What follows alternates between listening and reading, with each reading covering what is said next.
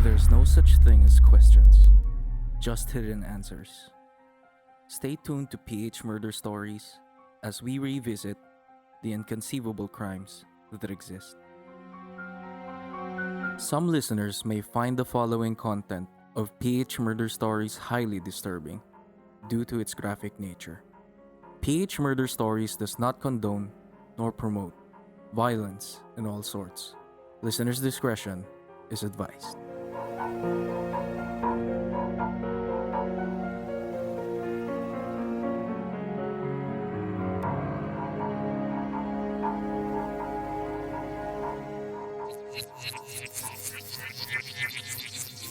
Nitong Biyernes lang, biglang nanawagan si House Speaker Pantaleon Alvarez kay PNP Chief Bato Dela Rosa na magbitiw na sa pwesto. Sa kaniyang pahayag, sinabi niyang dapat bumaba si Dela Rosa para hindi na lalong mapahiya si Pangulong Duterte. Ang pagpatay daw sa Koreanong si Jee Ick-Joo sa loob mismo ng Camp Crame ay indikasyon na nawala na ng respeto ang kapulisan sa kanilang hepe. Binatikos din ni Alvarez ang pagiging showbiz ni Dela Rosa na ilang beses na ring namataang kumakanta sa mga videoke at nanonood ng mga concert. Dapat daw ibigay na lang ni Dela Rosa ang trabaho sa iba na mas seryoso sa pangunguna sa PNP. I don't want to add more embarrassment to the country. What good will it do to the police to remove Bato? While Jee Ick-Joo suffers his grievous fate in the hands of those who pledged, quote-unquote, to serve and protect, the chief of the Philippine National Police, Ronald Bato Dela Rosa, was busy joining around 450 business personalities and nearly half a hundred of political allies, serves as a junket of President Rodrigo Duterte in his travel to Beijing, China.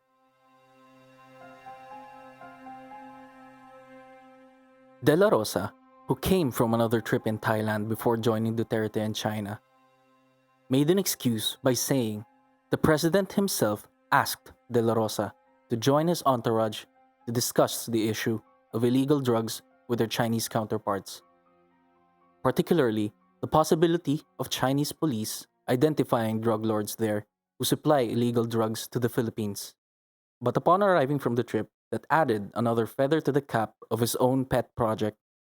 Little did he know that an intricate crime had already transpired in his own backyard that would drag down the flagship program of the Duterte administration to its lowest point.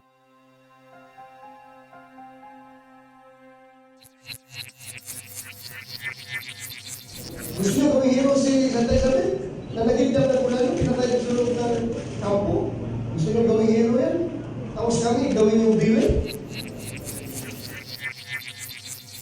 On January 8, 2017, roughly 3 months after the incident, the disappearance of Jee in Pampanga sparked media outcry after the Philippine Daily Inquirer published an exclusive report about the Tokhang for Ransom racket by scalawags in uniform. Dela Rosa, who branded the case an isolated incident, admitted that he was hurt by the tag as the controversy further struck the PNP's long-existing infamous reputation.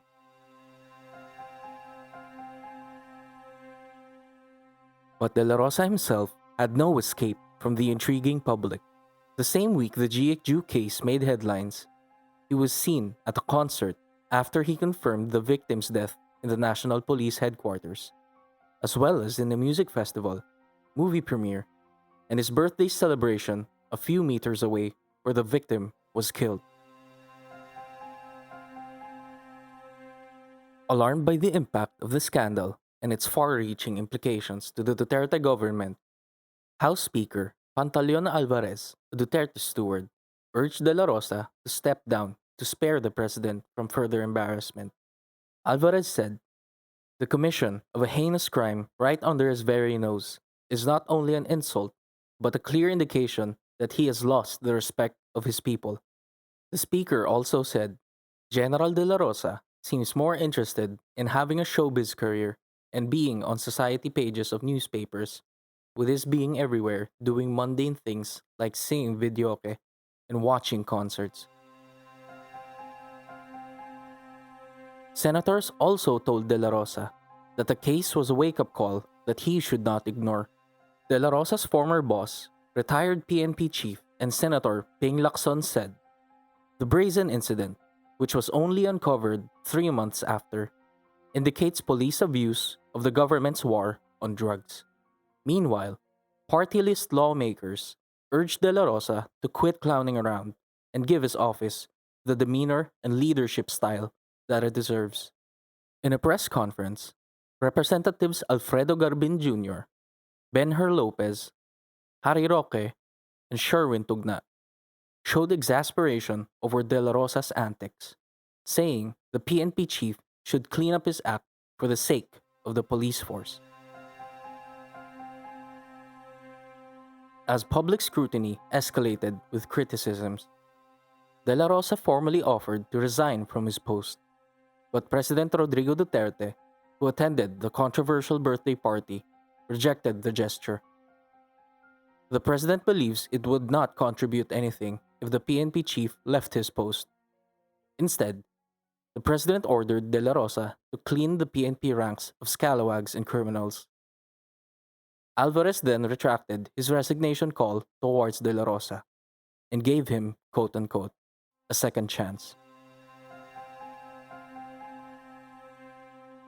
Triggered with more media criticism and global censure, the president has decided to temporarily stop his 160,000-strong Philippine National Police Force by dissolving its anti-drugs units, which had already claimed 7,000 lives at that time. Dela Rosa said the breakup of anti-drugs units was necessary to rebuild them, but it could disrupt the progress of the campaign. Tapos smile pa. Tapos kung kaharap ko, parang bata na hindi alam kung gagawin, parang gusto lang gumulong sa sahig. Pero kung media kaharap,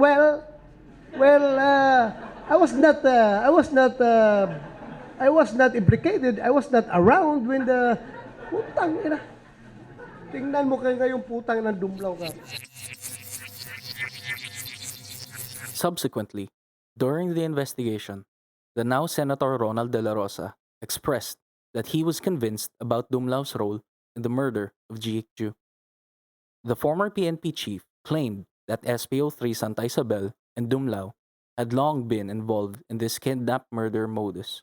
But on the other hand, when he found out that Santa Isabel's net worth was 20 million pesos in 2014, Dela Rosa, who had publicly cursed and threatened Santa Isabel, became careful with his choice of words, pointing out that the money may be legitimate.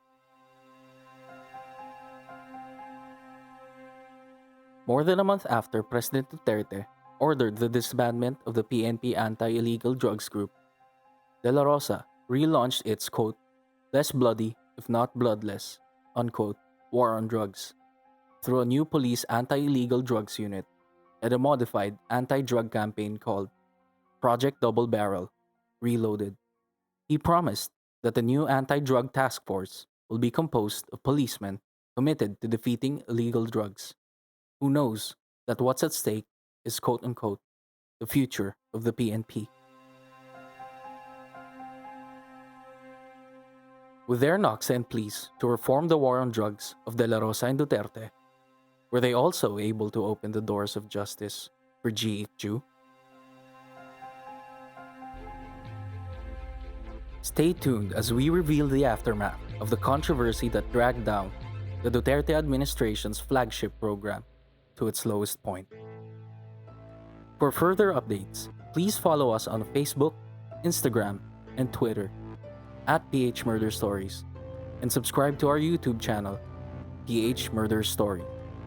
This podcast is brought to you by Review Visuals.